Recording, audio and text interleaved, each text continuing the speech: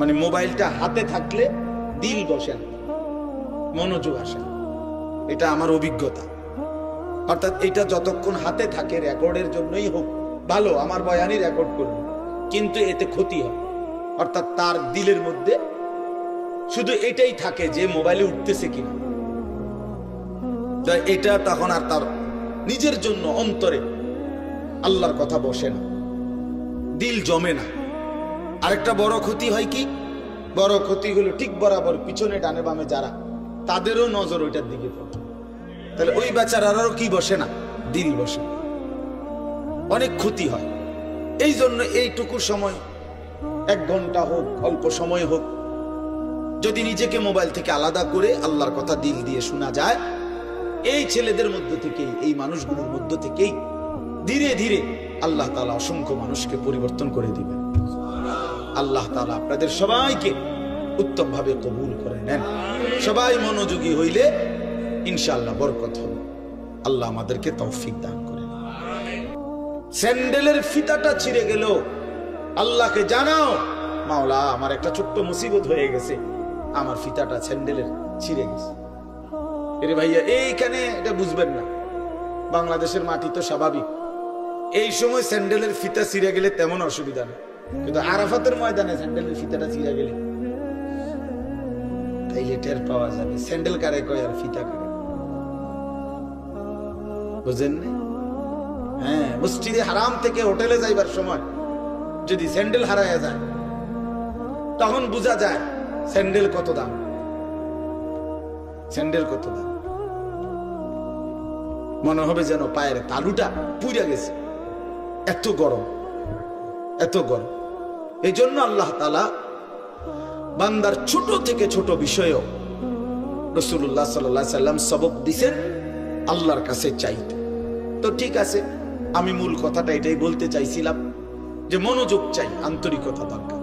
এই যে মোবাইলটা আসলে নিষেধ করার মূল কারণ এটা। কোরআনুল কারীমের 30 নম্বর পারা, কোরআনুল কারীমের 102 নম্বর সূরা, সূরাটা ছোট্ট সূরা, 102 নম্বর সূরা, 30 নম্বর পারা, সূরাটার নাম হলো তাকাসুর। এই সূরার আমি তেলাওয়াত করছি।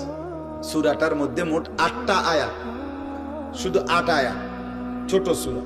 ইনশাআল্লাহ অল্প একটু সময়ের মধ্যে আমি এই সূরাটার সংক্ষিপ্ত তরজমা এবং তার সাথে প্রাসঙ্গিক অল্প কয়েকটা কথা বলি। আল্লাহ আমাদেরকে তৌফিক দেন। সবাই আন্তরিকভাবে শুনেন। আবারও অনুরোধ করতেছি, ডানে বামে কথা বলো না ভাই, নওজোয়ান ছেলে তোমরাও মনোযোগ দিয়ে শুনো বাপ, আল্লাহ তোমাদেরকে বরকত দিবে। এই সূরাটার একটা ফজিলত হলো, এই সূরার 8টা আয়াত মাত্র। প্রিয় নবী সাল্লাল্লাহু আলাইহি ওয়াসাল্লাম বলছেন, যে ব্যক্তি এই সূরা তাকাসুর একবার তেলাওয়াত করবে, তো আল্লাহ তাআলা তাকে 1000 আয়াত তেলাওয়াত করার সমপরিমাণ সওয়াব দান করবেন। তার মানে এই সূরাটা কোরআনুল কারীমের প্রায় 6 ভাগের 1 ভাগ, 1/6, মানে 6 ভাগের 1 ভাগের সমান প্রায় এই সূরায়ে তাকাসুর। এই সূরাটা আল্লাহ তাআলা কেন নাজিল করলেন, একটা ছোট্ট কথা, শানে নুজুল বুঝলে আপনি বুঝবেন কেন নাজিল করলেন। রাসূলুল্লাহ সাল্লাল্লাহু আলাইহি ওয়াসাল্লামের জামানায় মক্কার সবচেয়ে গুরুত্বপূর্ণ, রাসূলুল্লাহ সাল্লাল্লাহু আলাইহি সাল্লাম উনি মক্কায় থাকাকালীন মক্কার সবচেয়ে বড় গোত্রের নাম ছিল কুরাইশ। এটা আপনারা জানেন কিনা? নবীজির বংশই হলো কি এই কুরাইশ বংশ। তো এটা হলো মূল বংশের মূল গোড়া, একটা বড় গোড়া। বাকি এর অধীনে আরো ছোট ছোট গোত্র ছিল, শাখা। কথা বুঝছেন? আমার দাদা ধরেন মূল ছিল আমগো বাড়ি, তো এখন দাদার বাপ চাচারা 4 জন, মানে আমার দাদার ছেলে। তো এখন ওনাদেরও সংসার বড় হয়ে যাওয়াতে আমার জেডার বাড়িও একটা নামে পরিচিত, আমগো বাড়িও একটা নামে পরিচিত, এমন হয় না? আলগা আলগা হয়ে গেছে এখন, বড় ফ্যামিলি। জেডারও মনে করেন 6-7 জন সন্তান, তাদের ছেলে পেলে নাতি নাতনি মিল্লা, তারা এক বাড়ি, আমরা এক বাড়ি। কিন্তু যদিও আমার দাদার বংশ আমরা এরকম আর কি। তো কুরাইশের অনেক শাখা গোত্র ছিল, কুরাইশের অধীনে আবার ছোট ছোট গোত্র। এদের একটা অভ্যাস ছিল, এরা প্রতিনিয়ত অবসর হইলেই তারা নিজেদের মধ্যে তর্ক বিতর্ক করত, নিজেদের অর্থ সম্পদ ক্ষমতা প্রভাব প্রতিপত্তি সন্তানাদি বংশধর কার কদ্দুর বেশি দুনিয়ার ফুটাঙ্গিরি এগুলা নিয়ে মাতব্বরি করত, অহংকার করতে বলতো, হিসাব দিত। হ্যাঁ বেটা আমার চাচা এই, আমার চাচতো ভাই একজন ডিসি, একজন এসপি, একজন হেই, আমরা বলে না এরকম মানুষ। অর্থাৎ এই এরা আপনার গর্ব অহংকার করত, সম্পদ নিয়ে বংশধর নিয়ে নিজেদের ক্ষমতা প্রভাব প্রতিপত্তি নিয়ে হিসাব দিত যে আমার এই আমার এই আমার এই। তো আরেক গোত্রের লগে যার লগে তর্ক করতো তারাও বলতো বেটা আমগো ইতান আছে, আমগো এই আমগো এই, তো এগুলা তারাও বলতো। এর মধ্যে এক দুইটা গোত্র ছিল, বনু আব্দে মানাফ কুরাইশের একটা শাখা গোত্র, আরেকটা হলো বনু সাহাম, এরাও একটা শাখা গোত্র। এই দুই গোত্রের লোকদের মধ্যে একদিন তুমুল এই নিয়ে তর্ক লাগছে, ভীষণ তর্ক। এই দোনো গোত্রই নিজেদের বংশ গরিমা অর্থ সম্পদের হিসাব, বিভিন্ন যুদ্ধে এক একজনের এক এক যোদ্ধাদের অবদান এবং নিজেদের শৌর্য বীর্য অহংকার বংশধর এগুলো বলতেছিল, বারবার শুনাইতেছে আর কি। হেরাও কইতেছে বনু সাহাম বনু আব্দে মানাফ, দোনো পক্ষ বলতে বলতে অবস্থা দাঁড়াইছে এই, ওই বনু সাহাম গোত্র যারা তারা দেখছে যে হিসাবে বনু আব্দে মানাফের সংখ্যা বাইরে গেছে, মানে বেশি হয়ে গেছে। এগো এগো যা যা নাম দাম যা কইছে, যার যেই ক্ষমতা যার যেই অবস্থা, এতে করে এরা কমে যাইতেছে, হারিয়া যাইতেছে। কারা? বনু সাহাম গোত্র। তো এরা করছে কি, তখন এই বনু সাহাম গোত্র যখন দেখতেছে হেরে যাচ্ছে ওদের থেকে, এইবার তারার আর জীবিত লোক যারা তারার আর হিসাব দিয়ে ফাটতেছে না, মানে হেরার লগে কুলাইতেছে না। তো হেরা বলতেছে দিও কই, ও কবরস্থান আসো, কই আসো, কবরস্থানে আসো। হ্যাঁ বেটা কবরস্থানে মরে গেলে কি আমরা মরা গুলোর হিসাব লইবার। আমার যে চাচা মারা গেছে আমি কি আসছিল জানো নি বেটা, যেটা কি আসছিল এই গেছে এবার কোথায়, কবরস্থানে গেছে, মানে মরা মানুষ সহ। যে বেচারা মরে গেছে তারও শান্তি নাই। এইবার সে কবরস্থানে তারা মানে দেখাইয়া মৃত মানুষদের হিসাব দিয়া নিজেদের বড়াই করতে শুরু করছে। কথা বুঝছেন কিনা বলে? অথচ জীবিত শেষ করে শেষ পর্যন্ত পৌঁছে গেছে কবরস্থান। মৃত মানুষদেরকে নিয়েও দুনিয়ার এই গর্ব অহংকার বড়াই, ক্ষমতার বড়াই, সম্পদের বড়াই, বংশের বড়াই, পরিবার জনজনের বড়াই এই করতেছে, এইটা করতেছে। এমনকি মৃত মানুষদেরকে পর্যন্ত টেনে আনছে। এই অবস্থায় তাদের এই দিবানিশির এই তর্ক, এর মধ্যে যখন এই গোত্রটা বেশি বাড়াবাড়ি করলো, মানে কি করলো যে জীবিতদেরকে দিয়ে না ফাইরা শেষ পর্যন্ত কই গেল, কবরস্থানে গেল। তখন তারা এই প্রেক্ষাপটে আল্লাহ পাক রব্বুল আলামিন তাদের এই আলোচনা যে হায় মানুষ, তোমরা দুনিয়ার জন্য দুনিয়াতে ডুবে গিয়ে দুনিয়ার অর্থ বিত্ত সন্তান পরিবারের অহংকার করতে করতে শেষ পর্যন্ত কবরে পৌঁছাও হিসাব দিতে শুরু করলা দুনিয়া, অথচ আখিরাতকে ভুলে গেল। নিজেদের কবর ভুলে গেলা, তাদের কবরে কি হচ্ছে তাও ভুলে গেলা, আখিরাত আর পরকালকে ভুলে গেলা। বান্দা এটা কি করছো তুমি, কি করছো? এভাবে বুঝি সবাই তোমরা দুনিয়ার মধ্যেই ডুবে গেলা, আখিরাতকে ভুলে গেলা। কামটা কি করতেছো তোমরা? এটা কি কোনো কাজ হইল? এটা কি কোনো কথা হইল বান্দা? এই আল্লাহ তাআলা তখন এই অবস্থার প্রেক্ষাপটে কোরআনুল কারীমের এই সূরাটি আল্লাহ তাআলা নাযিল করেছেন। সূরাটির নাম কি? তাকাসুর। বলেন তো সবাই। 102 নম্বর সূরা। কত নম্বর? 30 নম্বর পারা, 102 নম্বর সূরা। শুনলে ভালো বাপ, আপনি যদি আগের থেকে সিদ্ধান্ত নেন আপনি বুঝতেন না, তো আমি জীবনেও বুঝতেন না। আর যদি আপনার দিলে থাকে আল্লাহর কথা আমার জন্য বুঝার জন্য, আল্লাহর কসম, আপনি যদি একেবারে গন্ডমূর্খ হন, টিপসই দেন, নামও লিখতে পারবেন না, আল্লাহর কসম কোরআন আপনার জন্য সহজ। প্রিয় ভাই, তোমরা যারা স্কুলে পড়ো, কলেজে পড়ো, বন্ধু আমার, তোমাদের যতগুলো বই পড়ছো তার চাইতেও কোরআন সহজ। কোরআন সহজ। কোরআনুল কারীম তোমার বাংলা, অঙ্ক, ইংরেজি, পদার্থ, জীববিজ্ঞান বইয়ের চাইতেও সহজ। সহজ বুঝার জন্য আল্লাহ তাআলা সহজ করে দিয়েছে। ওয়ালাকাদ ইয়াসসারনাল কুরআনা লিযিকর ফাহাল মিন মুদ্দাকির। আল্লাহ তাআলা বলে, বান্দা শোনো, আমি অবশ্যই কোরআনকে বুঝার জন্য, শেখার জন্য, পড়ার জন্য, তেলাওয়াতের জন্য, তাফসীরের জন্য, ব্যাখ্যার জন্য, এমনকি আমল করার জন্য আমি আল্লাহ কোরআনুল কারীমকে সহজ করে দিয়েছি। ফাহাল মিন মুদ্দাকির, কে আছো উপদেশ গ্রহণকারী, আমার কোরআন থেকে কিছু নিবা। আল্লাহ ডাক, ওহ মালিক যেন ফেরিওয়ালা কুদরতি ভাবে আল্লাহ যেন ডাক দিচ্ছে, বান্দা এই আমি এক কোরআন নাজিল করেছি, 23 বছরে আমার বন্ধুর কাছে তোমাদের জন্য সব কিছু বলে দিয়েছি, একদম সহজও করে দিয়েছি। কে আছো তোমরা এখান থেকে উপদেশ নিবা? কে আছো তোমরা এখান থেকে জিন্দেগি গঠন করবা? কে আছো এখান থেকে জীবনের পুঁজি নিবা? কে আছো এখান থেকে দুনিয়ার কর্তব্য বুঝে নিবা, আখিরাতের দায়িত্ব বুঝে নিবা? আল্লাহ যেন ডাকতেছে, ফাহাল মিন মুদ্দাকির, কে আছো তোমরা, কে আছো? আসো। কোরআনুল কারীমে বন্ধু, ইয়া আইয়ুহাল্লাযীনা আমানু, হে ঈমানদারগণ, হে ঈমানদারগণ, হে মুমিনগণ, আল্লাহর কসম বাপ 89 বার, 8, 9, 89, মোট 89 বার আল্লাহ তাআলা আমাদেরকে ডাক দিয়েছেন, হে মুমিনগণ, হে মুমিনগণ, হে ঈমানদার। আচ্ছা, একটা বার ইনসাফের সাথে যুবক ভাই তুমি ভাবো, আর কতবার ডাকলে তোমার মালিক তুমি নামাজ পড়তে? 89 বার তোমার মালিক তোমারে ডাকছে, আর কতবার বললে তুমি সিজদা দিতে? আয় আফসোস, 80 বারের চাইতে বেশি বার আল্লাহ তাআলা বলছে, আকিমুস সালাহ, আকিমুস সালাহ, আকিমুস সালাহ, নামাজ পড়ো, নামাজ পড়ো, নামাজ পড়ো, নামাজ পড়ো, নামাজ পড়ো, নামাজ পড়ো। আর কতবার বললে বন্ধু নামাজ পড়তে?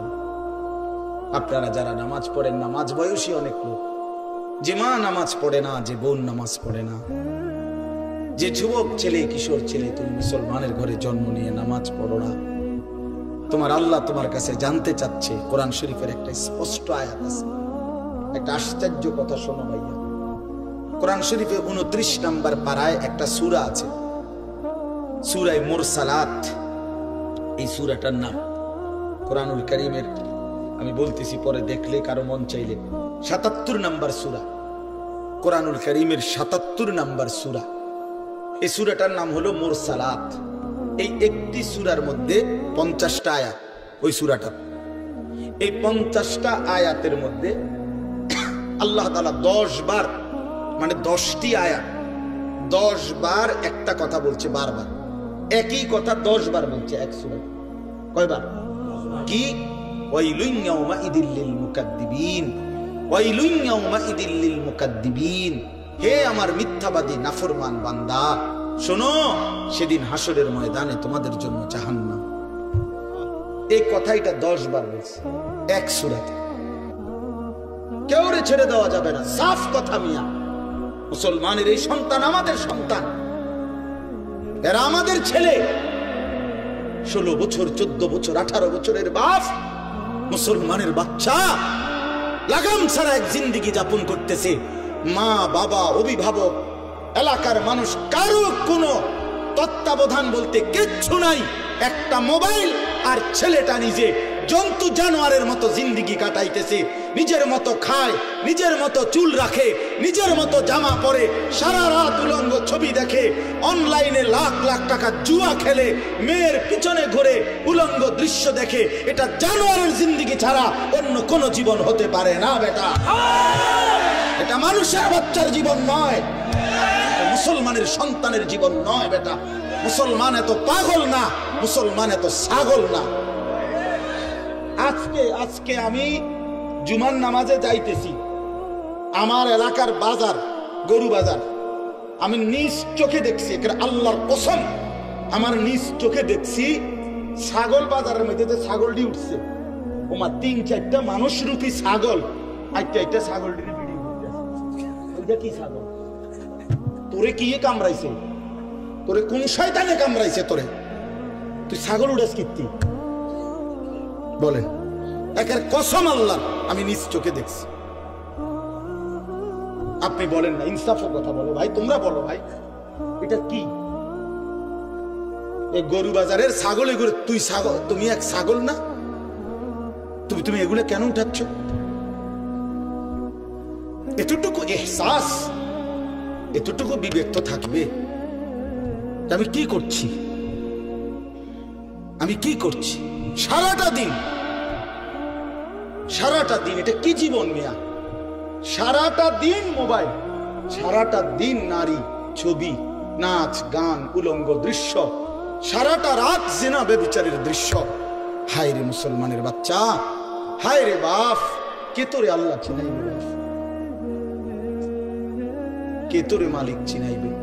365 দিনে খোদার একটা বছরে তুমি কোনোদিন ফজরের নামাজ পড়ো না বন্ধু। কেউ কি নাই তোমার যে তোমার মনে করাই দিবে যে তোমার একজন আল্লাহ আছে, কবর আছে, আখিরাত আছে? আহা, মা কোথায়, বাবা কোথায়? কেউ তার প্রতি কোনো মায়া নাই। ছেলেটা নষ্ট হয়ে যাইতেছে, চরিত্রহীন হয়ে যাইতেছে, চোখের সামনে একটা সুন্দর জীবন শেষ হয়ে যাচ্ছে, কারো কোনো আফসোস নেই। আফসোস, নারী দেখতে দেখতে, ছবি দেখতে দেখতে, বন্ধুদের আড্ডা দিতে দিতে ছেলেটা শেষ হয়ে যাইতেছে। আমরা বুঝি না বাপ?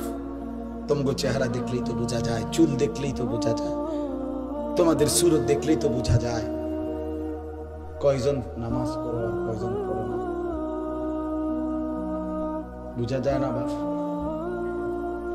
বেনামাজি দেখলেই তো চেনা যায় বন্ধু, বেহায়া দেখলেই তো চেনা যায়, দুশ্চরিত্র দেখলেই তো চেনা যায়, অসভ্যরে দেখলেই তো চেনা যায়, নির্লজ্জ বেহায়াকে দেখলেই চেনা যায়।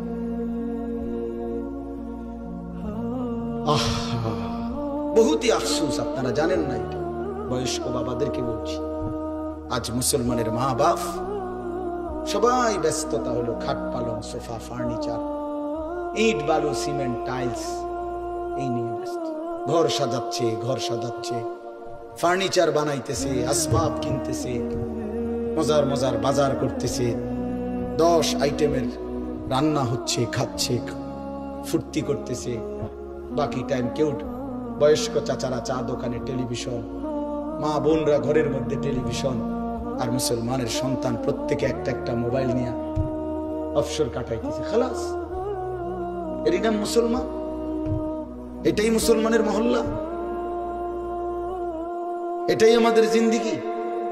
এখানেই শেষ আমরা? তো বলতেছিলাম, আল্লাহ তাআলা বলছে, বান্দা ফাবিআইয়ি হাদিসিন বা'দাহু ইউমিনুন। এই কথাটা বলতেছিলাম যে এই সূরা মুরসালাতের মধ্যে আল্লাহ তাআলা 10 বার বলছে, ওয়াইলুন ইয়াউমাইদিল লিল মুকাদ্দিবিন, তোমরা যারা মিথ্যাবাদী, নাফরমান, পাপী, শোনো, তোমাদের জন্য সেদিন জাহান্নাম। এই 10 বার বইলা আমার ভাই, আমি যে কথাটা বলতে চাচ্ছি, প্রিয় সন্তান, আমার ছেলেরা আমার, শোনো বাপ, আল্লাহ তাআলা লাস্ট কথা শেষ করছে, একটা কথা বইলা শেষ, ফাবিআইয়ি হাদিসিন বা'দাহু ইউমিনুন। আল্লাহ বলছে, আমার বান্দা এরপরে আর কেমনে বললে, আর কতবার বললে, আর কোন কথা বললে, আর কোন কিতাব নাজিল করলে তুই আমার বান্দা, তুই আমার কথা শুনতি? আমি বুঝলাম না বান্দা, আর কেমনে বললে বুঝতি? 89 বার ডাক দিয়েও তোর কলিজাটা নরম করতে পারলাম না। 80 বারের চাইতে বেশি বার নামাজের কথা বলেও তোর দিল নরম করতে পারলাম না। এক সূরাতে 10 বার তোকে 50 আয়াতের মধ্যেই 10 বার বলে তোরে জাহান্নামের ভয় লাগাইতে পারলাম না। ফাবিআইয়ি হাদিসিন বা'দাহু ইউমিনুন, এরপরে আর কি বললে বান্দা, আর কেমনে বললে? এই কিতাবের চাইতে আর কোন কিতাব নাজিল করলে তুই আমার কথা মানতি বান্দা? বল না বান্দা, বলো ছেলের, একটা ছেলে বলো বাপ, একজন ছেলে বলো দোস্ত, তোমার মালিক আর কতবার বললে তুমি নামাজ পড়তা? এই কোরআনের চাইতে দামি আর কোন কিতাব নাজিল করলে তুমি নামাজ পড়তা। এর চাইতে উত্তম এত কতবার বললে? আল্লাহর নবী সাল্লাল্লাহু আলাইহি সাল্লাম, আল্লাহর কসম বন্ধু, উম্মতের আমল নামা নবীজি সাল্লাল্লাহু আলাইহি সাল্লাম হাশরের ময়দানে দেখবে, নবীজির সামনে আমল নামা নবী হাতে নিবে, দেখবে।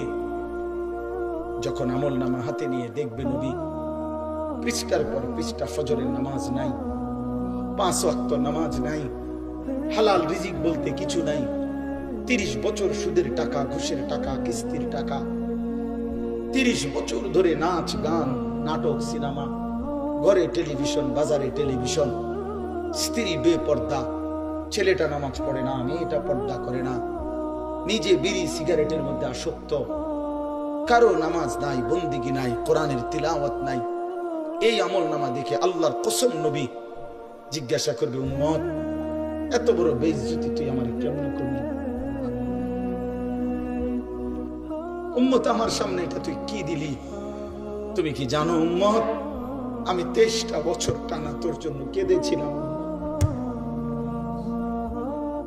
আমি এমন কাঁদা কাঁদছি রে উম্মত তোদের জন্য, এশার নামাজের পরে দাঁড়াইছি, ফজরের আজান পর্যন্ত আমি আমার মালিকের কাছে তোদের জন্য, উম্মতের জন্য চোখের পানি ফেলে কাঁদছিলাম।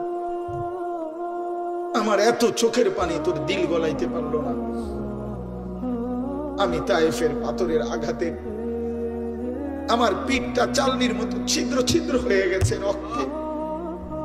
আমি বুকে পেটে 2টা পাথর বাঁধছি ক্ষুধার কষ্টে।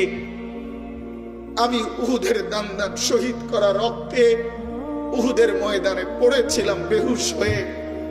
আমার ঘরের চুলায় 3 মাস রান্নার জন্য কোনোদিন চুলায় আগুন জ্বলে নাই। আমার এত চোখের পানি, এত রক্ত, এত ক্ষুধার কষ্ট, কিছুই তোর মন গলাইতে পারলো না, তোরে সেজদা দিতে পারলো না। এটা আমার সামনে কি আনলাম?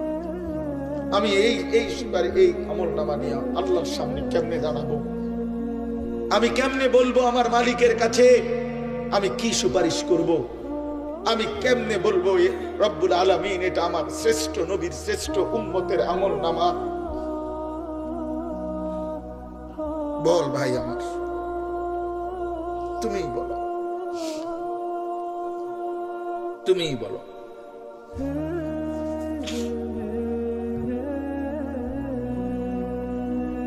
এত বিপুল পরিমাণ মুসলমান আমরা, 92% চাইতে বেশি মুসলমান আমরা, অথচ তারপরেও ইসকনের উগ্র হিন্দু সন্ত্রাসীরা আমার মুসলমান ভাইয়ের জবাই করে ফেলছে, রক্ত লাল করে ফেলছে জমিন। এতটা সাহস এই জমিনে কেমনে হলো? আমাদের ঈমান কোথায়? আমাদের হিম্মত কোথায়? আমাদের আওয়াজ কোথায়? এজন্য দোস্ত আমার, ছেলেরা, এই বন্ধুর কথা মনে রাখো। আর যদি কোনোদিন বলতে নাও পারি তো আজ বললাম, যদি সুযোগ না পাই তো একবারই বললাম। ফিলিস্তিনের মুসলমান আজীবন রক্ত দিবে, তুমি আজীবন মোবাইল টিপবা, এটা কোনো জীবনের শেষ কথা না। রোহিঙ্গা মুসলমান আজীবন কষ্ট পাবে, আর তুমি জীবন ভর শুধু মোবাইল টিপবার এই রঙের ঘুড়ি উড়াইবা না। প্রিয় ভাইয়া, এমনটা নাও হতে পারে, এমনটা নাও হইতে পারে। ফিলিস্তিন যদি জমিনের উপরে, তো বাংলাদেশও জমিনের উপরে, নাকি বাংলাদেশ আসমানে? তাইলে পৃথিবীর এক প্রান্তে মুসলমান নির্যাতিত হলে, পৃথিবীর এক প্রান্তে মুসলমানের রক্ত লাল হলে, আরেক প্রান্ত আমরা নিরাপদ থাকি কেমনে? আমরা নিরাপদ আছি কিভাবে ভাইয়া? কিসের উপরে ভর করে? কে তোমাদেরকে আশ্বাস দিল তোমাদের এই অব্যাহত গুনাহ, নারী, ছবি, এই অসৎ আড্ডা, এই মোবাইলের দিন রাতের এই আসক্তি, 1 ওয়াক্ত নামাজ না পড়া, কখনো ফজরের নামাজ না পড়া, এটা তোমাদেরকে আগামী দিনে স্বস্তিতে থাকতে দিবে, নিরাপদে জমিনে থাকতে দিবে? এই গ্যারান্টি কে দিল বন্ধু? যুবক বলো, ভাইয়া, কিশোর বলো, তরুণ ছেলে বলো, যদি পারতাম তোমারে বুকে জড়াইয়া ধরে কতক্ষণ কাঁদতাম যে কেন নামাজ পড়ো, কেন আল্লাহরে সেজদা দাও না। আল্লাহ আমাদেরকে মাফ করে দেন। আমার কথা হলো আমরা চিল্লাইয়া যাই, যে কয়দিন হায়াত আছে, সুযোগ আছে, বলেই যাই, আল্লাহর কথা বলেই যাই। আল্লাহ তাআলা আমাদের প্রত্যেকের উপরে দয়া করেন। ছেলেরা ফিরতে শিখো। রাসূলুল্লাহ সাল্লাল্লাহু আলাইহি সাল্লামের সামনে কেমনে দাঁড়াবে? আপনারা যারা, মাওলানা ইয়াহিয়া বলতেছিল আপনাদেরকে, মাওলানা বহুত দরদ করে বলছিল এতক্ষণ, দাড়ি কাটাই চেহারা নিয়ে কিভাবে দাঁড়াবেন? 60 বছরের বৃদ্ধ বাবা বিড়ি সিগারেটের এই দুর্গন্ধওয়ালা মুখ নিয়ে প্রিয় নবী সাল্লাল্লাহু আলাইহি সাল্লামের সামনে কেমনে দাঁড়াবেন? 40 বছরের সুদের টাকা নিয়ে নবীর সামনে কেমনে দাঁড়াবেন? 30 বছরের লাগাতার টেলিভিশন চলছে যেই ঘরে, আপনারা ফ্যামিলির সদস্যরা নবীজির সামনে কেমনে দাঁড়াবেন? 25 বছর ধরে, 40 বছর ধরে যে মা, যে বোন কোনোদিন পর্দা করে নাই, সেই বেপর্দা বোন নবীজির সামনে সুপারিশের জন্য কেমনে দাঁড়াবে? কোনদিন ফজরের নামাজ পড়ে না যে মানুষটা, সে রাসূলুল্লাহ সাল্লাল্লাহু আলাইহি সাল্লামের সামনে কেমনে দাঁড়াবে? সুপারিশ কেমনে চাইবে বলো? দাঁড়াবে কিভাবে? এজন্য আজকে নিয়ত করি, আজকে নিয়ত করি যে ইনশাআল্লাহ 5 ওয়াক্ত নামাজ পড়ব। ছেলেরা বলো বাবা, নওজোয়ান সাথী নিয়ত করো বাপ, হিম্মত করো, পারবা ইনশাআল্লাহ, তুমি পারবা, তুমি যুবক পারবা ইনশাআল্লাহ। বাবা ভাই সবাইকে বলি, মা বোন সবাইকে বলি, আল্লাহ তাআলা এই মাহফিল কবুল করেন, আজকের এই ইন্তজাম কবুল করেন। নওজোয়ান ছেলেরা তোমাকে অনেক ধমক দিছি বাপ,